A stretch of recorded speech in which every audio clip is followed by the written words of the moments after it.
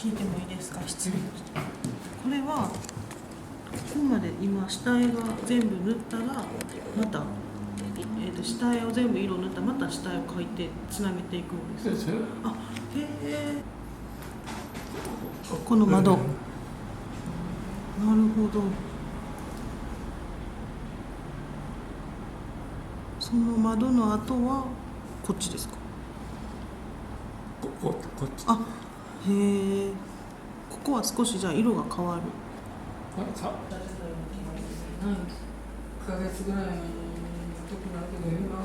どうですか2ヶ月ぐらい、その間ぐらいか、ね、時間ちょっと忙しかったりね、いろいろあって3ヶ月に1枚ぐらい、ずっと前もそれぐらいの時はすごいペースが上がる時は1ヶ月に、ね、1枚ぐらいの時があるし、今2ヶ月に1枚ぐらいかな。2ヶ月に1枚。それでもすごいペースです。そうだよね。毎日書いてますかね、ほとんどね。ご飯食べて、朝は仕事行って、だいたい5時から6時に帰ってきて、お母さんとも家帰ってご飯食べて、テレビ見て。マンションに戻るな。一人暮らしなんだからな。マンションに戻って、マンションに戻るの何時ぐらいですか、いつも。お風呂も入って、マンションに戻ってくるな。9時半ぐらい。それからどれぐらいかかりますか。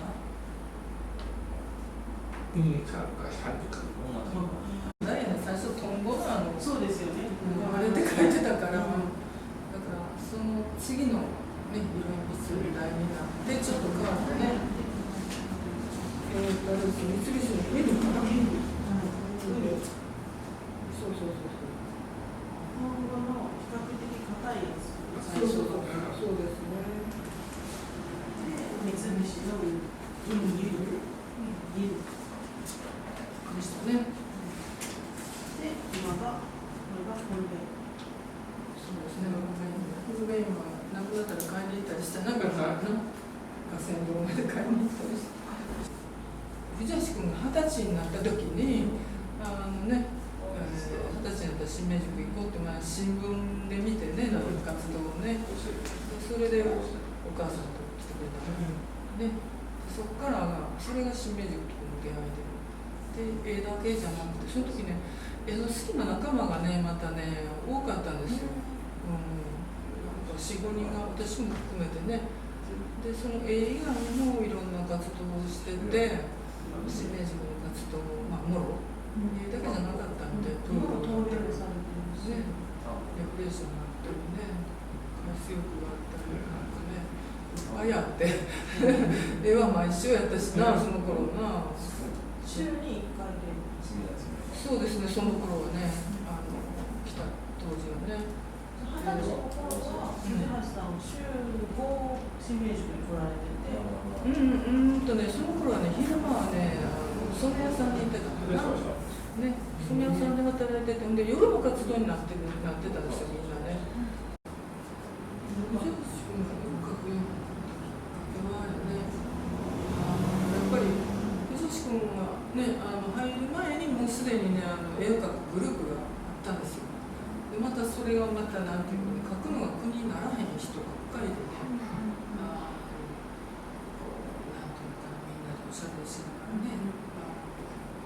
書きながら過ごすっていうことがあって、そこに藤橋君が来たもんですから、でその時の一番最初のね、絵が残ってるんですけど、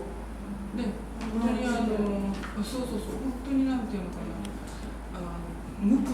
なね、絵の描き方してたし、本当になんか自然なまま、全然。だからやっぱりね、人を感動させる力がね、多分あったんだと思いますね。何も本当に作為的なことがその時のメンバーが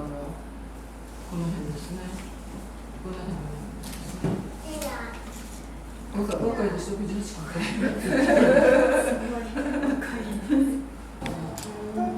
なんでこんな皆さんもっと力強く、ここまでエネルギーが不思議でしょ、ね、不思議でしょ、持ってるんや、こういうメンバーやったんですよ、いまだにそう。だからその本当に日常の中でその絵だけじゃなくてね、いろいろ遊ぶこと楽しくね、なんかこう生活すること全部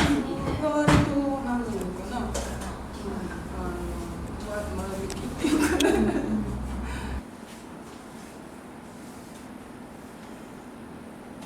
見て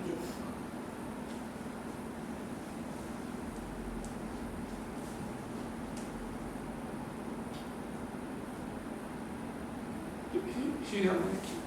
ひらめきのこと言うのにでも割と選ばへんな。き。ね。どこスケッチにでも何でも書いてるし、生物とかの前に置いてみんなにこうって言ったら書いてるし、そうそうで宇宙船って言ったら宇宙船作れるし、選ば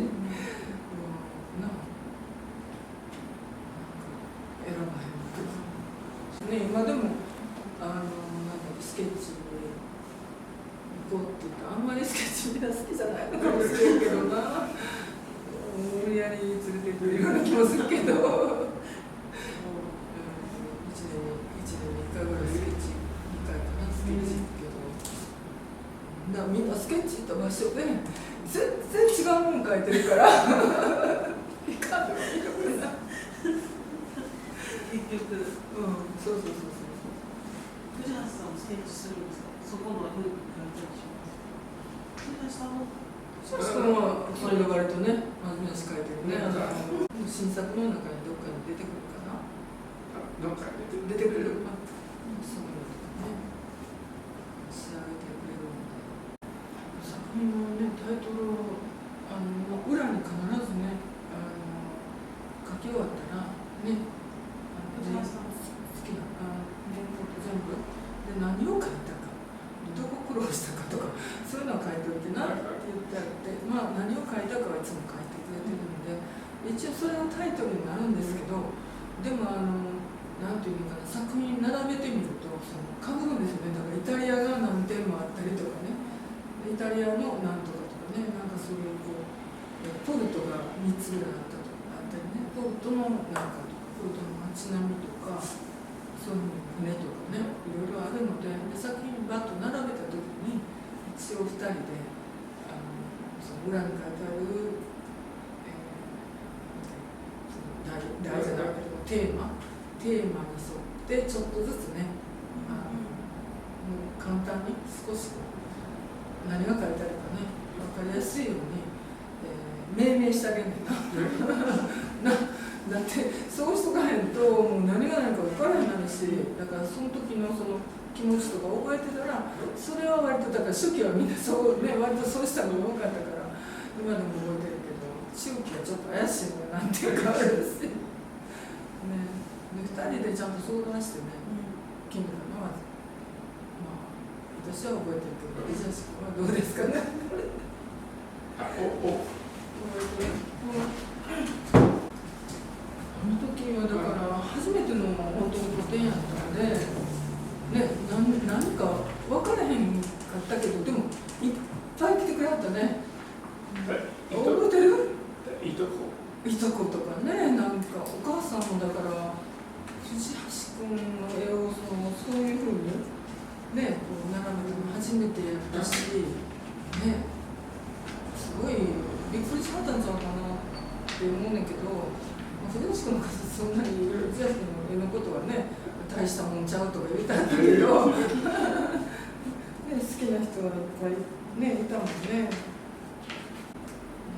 その時は何も思わへんかったと思うんだけど、その後やね、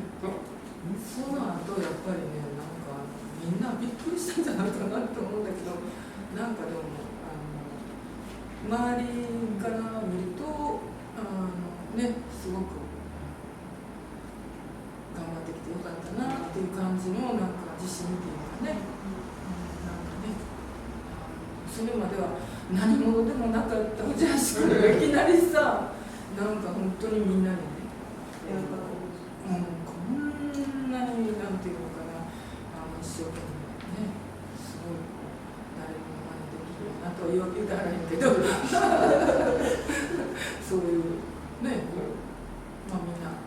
あーってみんなね見てるだけみたいな感じやったかもしれないけどジェシカが見られてるっていう感じだけどねすごいやっぱり自信にはなったかなってね思いますね。どうでしたかねすごくなんか私お母さんに対してもなんかねすごい良かったなと思ってね。喜ぶんだ。ね私その気持ちがすごく分かったような気が分かったっていうかね